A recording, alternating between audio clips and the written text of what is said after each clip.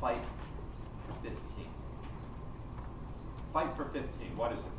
So some of you maybe have seen fast food workers at Walmart protesting recently in the past few weeks that they think they're worth $15 an hour. Most of them make minimum wage. Well, I'm going to tell you about my first $15 an hour job. It was the late 1970s. I was a senior in high school, and I was hired by United Parcel Service to load boxes onto a truck for $15 an hour. It's a long time ago. Kind of old. This was when an ice cream cone was maybe 30 cents, a gallon of gas was $1, and my father could take the whole family to a baseball game and not be broke for the rest of the week or the rest of the month. We all know how expensive sporting events are today. Very expensive. My father, he would also, and my mother, we would visit my Uncle Henry and Aunt Elaine in Lebanon, Pennsylvania. And my Uncle Henry, he had a small drapery shop. My Aunt Elaine, she sold arts and crafts in the back of the shop. And they made a good middle-class living. So hold that thought, and let's go back to the 80s and take a look at the labor history in this country. So the beginning of the 1980s, we see Ronald Reagan. We see an air traffic controller strike. It's a unionized job. And Ronald Reagan, he crushes the air traffic controllers, breaks up the union. And since then, the unionization of private workforce has probably gone from 25% to 8% today. So then we get to the 90s with Bill Clinton, Mr. Wonderful. Yet he did some things that have changed the relationship between corporations and labor. What did he do? Globalization.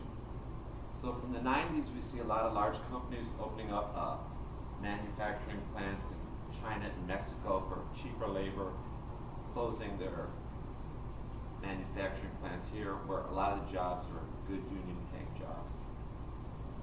In the 2000s, we see companies like Walmart, Best Buy, Home Depot, taking over huge swaths of our economy, where Walmart today, I believe they sell 50% of all groceries. When they first started, they didn't sell groceries, and I think in the year 2000, they started selling groceries. Why do I make this point? Because back when I was a teenager, another good job was working in a grocery store. They were unionized. You could make $12 or $15 an hour, save money for school, or I remember one guy, he bought a really nice car. It was a good job. Now also when I was younger, most of these service jobs that I'm talking about, not the good one I had working at UPS, but most of the fast food jobs and things like this were kids saving money for college or what have you. But today, what we see is because the service type industry jobs have gone from a smaller part of our economy to look what we see today. You see, of course, Walmart, Best Buy, Home Depot. They've taken over big parts of our economy. You see Starbucks, Panera Bread. All these companies have thousands of stores, and a lot of small stores have closed for restaurants. And then, confusing me now, but Walmart, Home Depot. They've also taken, like Home Depot, I was there with my girlfriend, and she picked out blinds. So a lot of small independent shops all across the country have closed because these big box retailers have taken over their businesses too. So what do we see today? We see many more, tens of millions of people in these service type industry jobs making $8 or $10 an hour, yet they're supporting families. But the thing is, things are much more expensive today. A scoop of ice cream, like I said, now I was in a Baskin Robbins, it's $2.50. Now also in the 80s, after I finished high school, a few years later, I got a little apartment in Lincoln Park, a studio. I'll always remember it. 444 West St. James. And I think it was about $230 a month. Now it probably goes for $1,200. Now sure, maybe a service worker isn't going to live in Lincoln Park, but it's a possibility. But the point is that $8 or $10, the CTA is $5 just to go back and forth to work.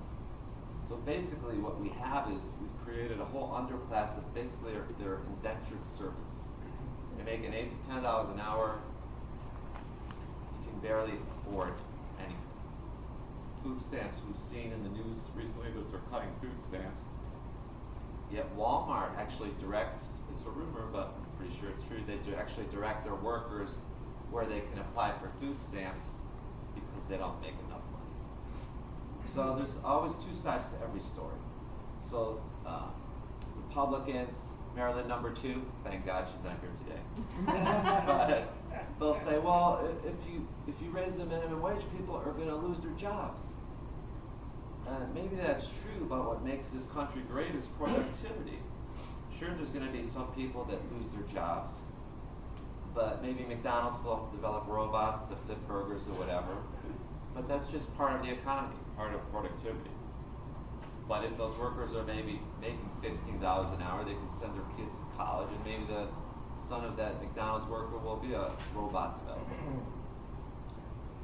So, in closing, when you see these people that are striking for the fight for 15, you shouldn't really write them off as being unskilled laborers. You should look at really the whole picture, and that the $15 that they're asking for, if you look in inflationary terms, it's really not that much. And just a few other things before I close my speech. The social conservatives, they will also tell you that marriage, breakup of the family, is one of the biggest problems. I think for lower income residents in the city of Chicago, the marriage rate where there's two, a father and mother, head of a household, is maybe only 20%. Now, I've never been married, but what's the #1 problem for breakup of marriages, from what I've heard? Money. It's money, right? What about people in prison? U.S. has, I think, twice the per capita people in prison in Europe, where I think their minimum wage is a little bit higher. So just think about it. If all these minimum wage workers were making $15 an hour instead of 8 or 9, we could very well have less breakup in marriages, more family stability, probably less people in prison. It could affect large parts of our economy. So in closing, we should all think of what type of country do we want to live in. Do we want to live in a country where the top 10% do really well, and the bottom 50% are basically indentured service? We're going to have a lot of high crime, basically people building walls around their communities? Or do we want to have a country where we have